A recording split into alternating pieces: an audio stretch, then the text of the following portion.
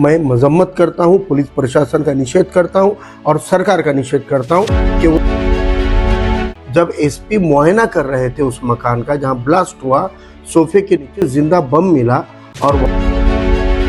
IG ने SP ने press conference ली उसी दिन ये ऐलान किए थे 6 अप्रैल को 3 बजे लेकर कि वो पटाखों का विस्फोट नहीं था, वो बम विस्फोट था। और एक खबरों के हवाले से ये इत्तला मिली है कि नांदेड़ का 6 अप्रैल 2006 को जो बम ब्लास्ट हुआ था, उस मामले में इतना लंबा चलने के बाद सभी को बरी कर देना ये काफ़ी चौंकाने वाला फ़ैसला है, क्योंकि ये पहला ऐसा फ़ैसला था जिसने एक्सपोज किया था कि दहशतगर्दी का सैफ्रॉन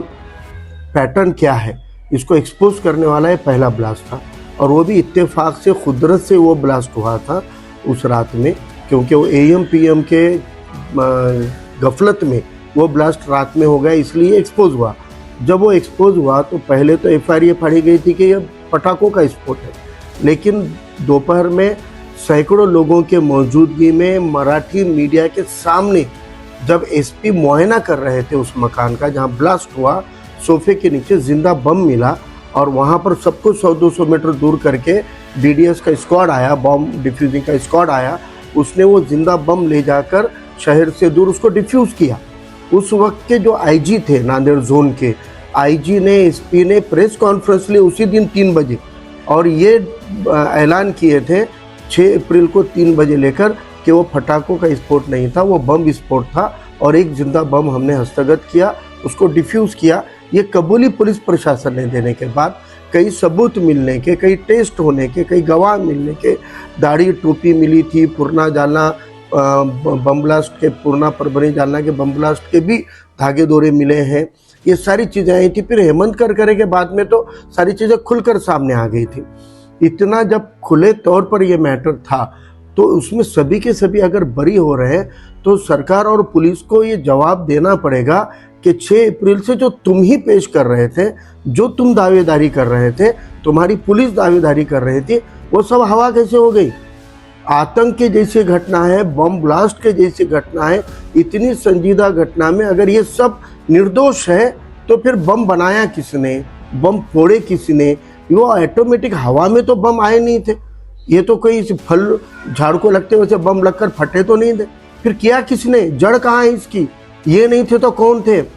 कोई ये सामने नहीं आना। इस मुल्क के अंदर दहशतगर्दी को बढ़ावा देना है और इसको बढ़ावा देने में वो पुलिस भी जिम्मेदार है जो सबूत सामने नहीं रख रही है, और वो अदालतें भी जिम्मेदार है जो ये सबूतों की मांग करके फैसले को उतनी ताकत से नहीं कर रही है।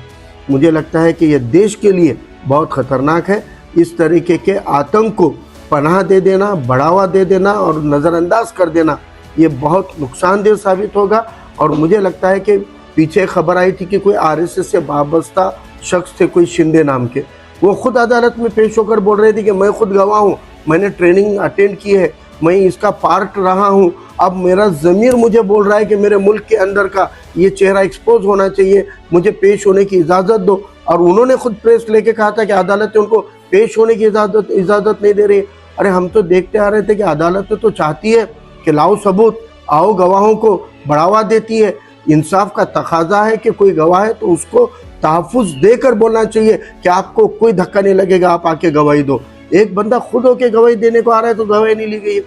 जो मालेगांव बम ब्लास्ट में हेमंत करकरे एक्सपोज कर रहे थे, उस केस में रोहिणी नाम के एडवोकेट को RSS की सरकार दबाव बना रही थी कि आप इसमें इंटरेस्ट मत लो, और वो सरकारी वकील ने केस छोड़ने की पहल करते हुए मीडिया में आकर कह दिया था। जब इससे साफ हो गया था कि इंसाफ मिलना नहीं है, हुकूमतें उनकी है, जांच एजेंसियां उनकी है, तो इस वजह से कोई बहुत इंसाफ की उम्मीदें, हेमंत करकरे के कत्ल के साथ ही इंसाफ की उम्मीद का भी कत्ल हो चुका था। लेकिन फिर भी लगा था कि चंद लोगों को तो भी सज़ा होगी, चंद लोगों को तो भी उसके अंदर कुछ तो सामने आएगा। लेकिन अगर ये फैसला सभी को बरी करने का आया है तो बहुत दर्दनाक है, बहुत अफसोसनाक है। और मुझे लगता है कि सिटीज़न फोरम को ही अब सामने आकर इस फैसले को अपील करना चाहिए, ऊपर तक जाना चाहिए। लेकिन निचली अदालतें अगर इस तरह बरी करती है तो ऊपर बहुत ज़्यादा उम्मीद नहीं रहती है। लेकिन ये बहुत गलत फैसला है। मैं मजम्मत करता हूँ, पुलिस प्रशासन का निषेध करता हूँ और सरकार का निषेध करता हूँ कि वो सही आतंक को सामने लाने के बजाय छुपाने का काम कर रहे हैं।